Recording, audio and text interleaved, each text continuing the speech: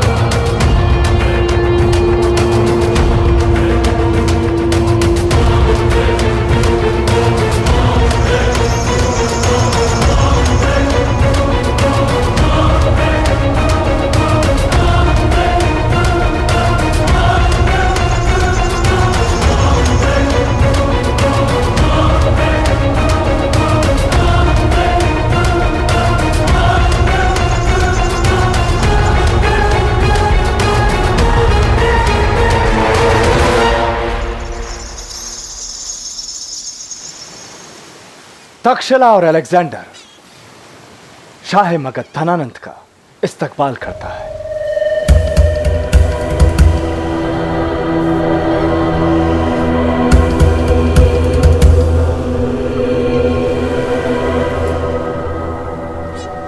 बस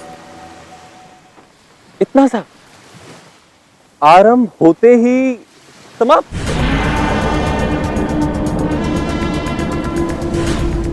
निराश हुआ मैं। मगध से इतनी लंबी और कठिन यात्रा करने के पश्चात यहां पहुंचा उस योद्धा को देखने जो सारा संसार जीत कर आया है। कल्पना की थी मैंने कि वो योद्धा विशाल काय होगा, 7-8 हाथ लंबा ऊंचा, सुदृढ़ काया का स्वामी, शक्तिशाली भुजाएं। जिसे देखते ही मन में भय जागे। भय?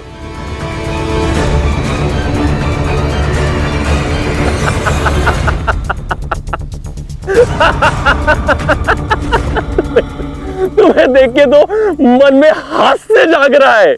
इंसान का कद उसका जिस्म नहीं धनानंद, उसकी कामयाबियां और उन कामयाबियों की कहानियां तय करती हैं। जिस दिन मेरा जलाल देखोगे ये कद काठी भूल जाओगे, और जिस दिन मैदान जंग में अलेक्जेंडर से सामना होगा तुम्हारी ये हंसी कोसों दूर भागेगी, और होगा तो सिर्फ चेहरे पे खौफ।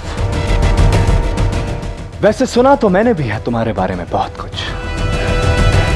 सुना है कि कैसे तुम्हारे वालिद ने सल्तनत हासिल की, कैसे छोटी छोटी रियासतों को जोड़कर तुमने मगध बनाया। और यह भी सुना धनानंद कि भारत की सबसे बड़ी हुकूमत होने के बाद भी तुम्हें ना ही किसी का साथ मिला और ना ही तारीफ, क्योंकि जिस तबके से तुम हो उसमें तुम्हारे मुल्क के लोग राजा या सिपाही नहीं देखते। ये मत समझना मेरे बारे में तुम्हारी इतनी सी जानकारी मुझे प्रभावित करेगी, क्योंकि चढ़ते सूरज का प्रकाश संसार में अपने आप फैलता है। दुश्मन सूरज का उजाला हो या रात का साया अंधेरा, अलेक्जेंडर सबकी खबर रखता है, क्योंकि मैं दोस्तों से ज्यादा दुश्मनों को करीब रखता हूं। क्योंकि सियासत में दोस्त नहीं होते, सिर्फ समझौते होते हैं। और वैसे कुछ और भी है जो हम दोनों में एक जैसा है।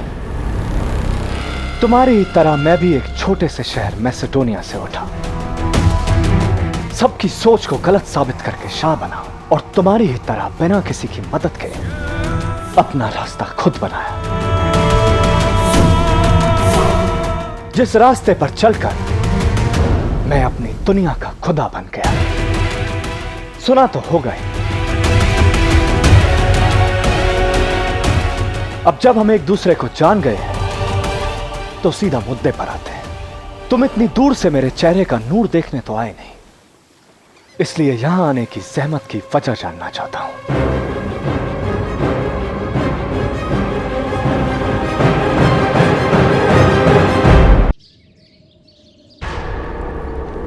भले ही मगध ने हमारी सहायता के लिए सेना की एक टुकड़ी भेज दी है, परंतु सम्राट धनानंद का इस प्रकार अलेक्जेंडर से जाकर भेंट करना, वो भी हमें सूचित किए बिना, भविष्य के लिए उचित संकेत नहीं देता। अलेक्जेंडर और धनानंद का इस प्रकार आपस में मिलना हमारे लिए असमंजस की स्थिति को उत्पन्न करता है, और इस असमंजस को दूर करने का केवल एक ही उपाय है। हमें मगध से मिलने वाली सैन्य सहायता के अतिरिक्त भी अन्य राज्यों से सैन्य सहायता प्राप्त करने के प्रयास करने होंगे। वो प्रयास मैं पहले ही प्रारंभ कर चुका हूं आचार्य, और आशा है कि वो प्रयास सफल अवश्य होगा। किंतु इस समय मेरी चिंता का विषय कुछ और है। सम्राट अलेक्जेंडर से कोई विशेष उद्देश्य से ही मिलने गए होंगे, किंतु वो अब तक अलेक्जेंडर की तीव्र बुद्धि के विषय में कुछ नहीं जानते। मेरी चिंता केवल यह है कि कहीं अलेक्जेंडर ने सम्राट के मन में विष न खोल दिया हो, क्योंकि अपना लक्ष्य पाने के लिए अलेक्जेंडर किसी भी सीमा तक जा सकता है।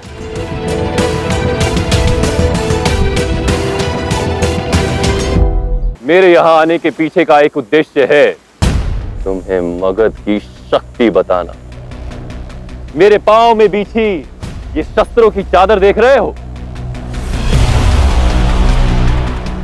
यदि भली भांति देख लिया हो तो समझ गए होगे, जितने शस्त्र यहां खड़ी तुम्हारी सेना के पास नहीं, उससे कहीं अधिक शस्त्र मेरे पांव में बिछी। इससे तुम्हें मगध की शक्ति और सामर्थ्य का पता चल गया होगा। तुम्हारी पूरी सेना मगध की सेना का 10वां भाग भी नहीं।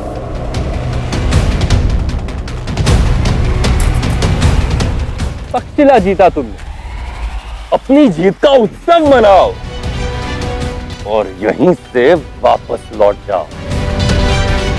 मगध की ओर अग्रसर करने का विचार झेलम में ही बहा दो तो श्रेष्ठ होगा। यदि झेलम पार करने का दुस्साहस किया तो पुरु के साथ मुझे और मगध की पूरी सेना को खड़ा पाओगे। संसार जीता है तुमने, पर्याप्त है। और अधिक लालच करोगे तो संसार से जाओगे।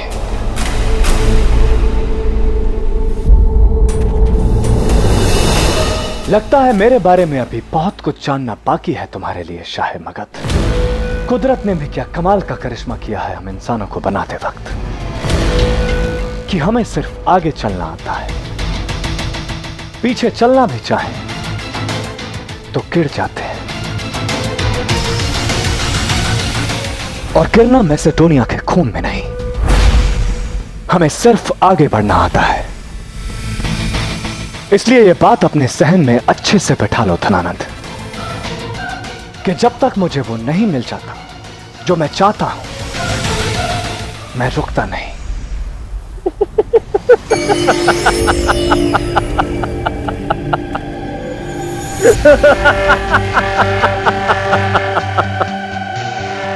अब समझ आया तुम्हारा नाम लोगों ने अलेक्जेंडर से महान सिकंदर क्यों रखा, क्योंकि तुम सपनों की बहुत ऊंची उड़ान भरते मगर भूलना मत, जो सूरज के अधिक निकट उड़ता है वो अपने पंख जला बैठता है, फिर उसे ना धरती मिलती है ना आकाश।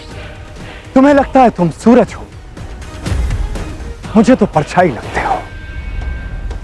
एक बात अच्छे से याद रखना धरानंद, कि जब सूरज आसमान में नीचे होता है तो परछाई बहुत बड़ी बनती है, और जैसे जैसे वो ऊपर जाता है तो परछाई छोटी, बहुत छोटी होने लगती है, और जब वो आसमान में तुम्हारे सर पर आता है तो परछाई गायब।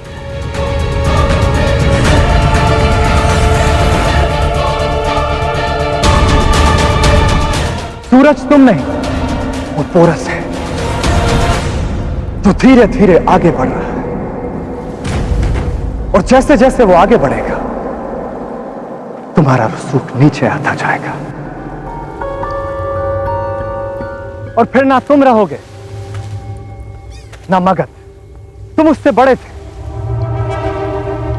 पर उसकी मदद करने के बाद तुम उसके बराबर हो जाओगे। ये जंग भले ही तुम्हारी हो, पर जीत तो पोरस की मानी जाएगी, और तुम आगे बढ़कर अपने ही ताबूत में कीलें ठोक रहे हो। अब मुझे लगता है कि हमारी मुलाकात का वक्त और मकसद दोनों पूरे हो गए। उम्मीद है पौरव मुल्क में मेहमान नवाजी का पूरा लुत्फ उठाओगे।